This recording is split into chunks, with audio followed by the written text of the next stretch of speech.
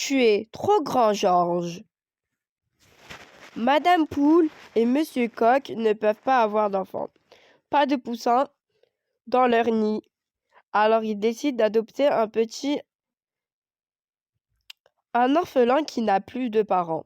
Et ce petit, ils vont le chercher au bout du monde. Un matin, ils montent dans un bateau.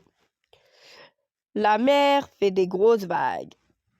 Ils sont effrayés, ils n'avaient jamais voyagé. J'ai mal au ventre. Courage, ma poulette. Dans 10 heures, nous y serons. Bientôt, ils débarquent en Afrique. Qu'il fait chaud. Courage, mon poulet. Nous y sommes.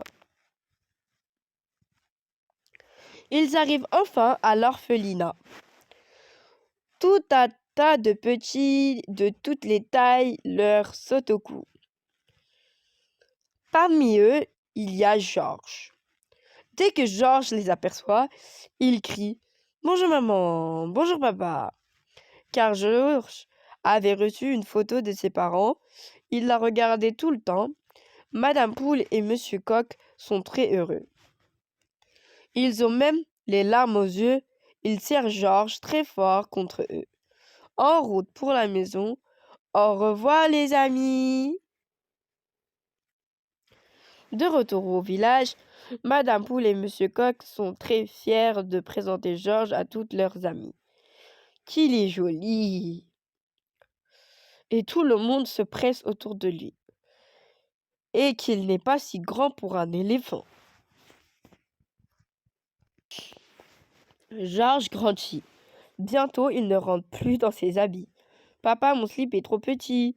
Ni dans ses souliers. Aïe, aïe, aïe, j'ai mal aux pieds. Ni dans son lit. Ni dans la baignoire.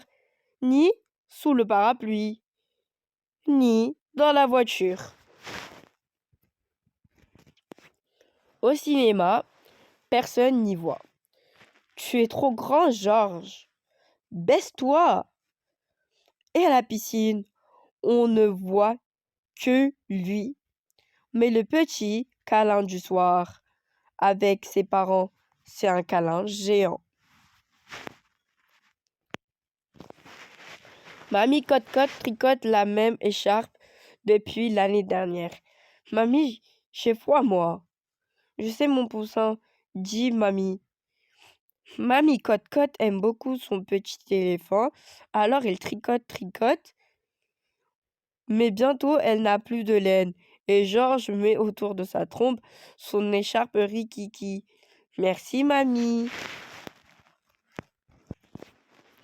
À l'école, la vie n'est pas facile.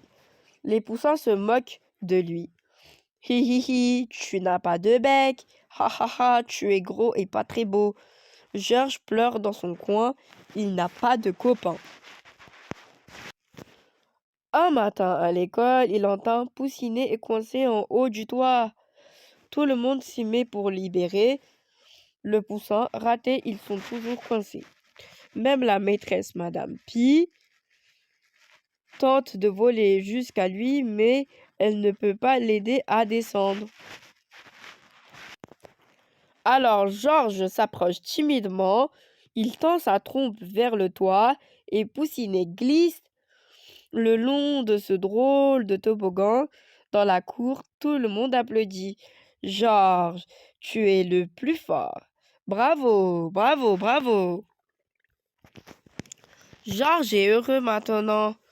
En classe, tout le monde veut se mettre à côté de lui. Au foot, on le réclame parce qu'il arrête ses buts. Au basket, d'un coup de trompe, hop, il envoie le ballon au panier. Et le tour est joué. C'est bien d'avoir des amis.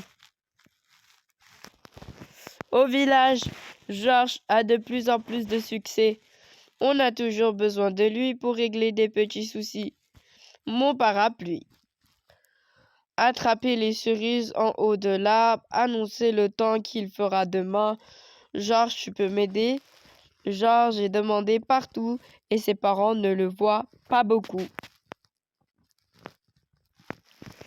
Mais aujourd'hui, ils ont besoin de lui pour accueillir le nouveau petit frère.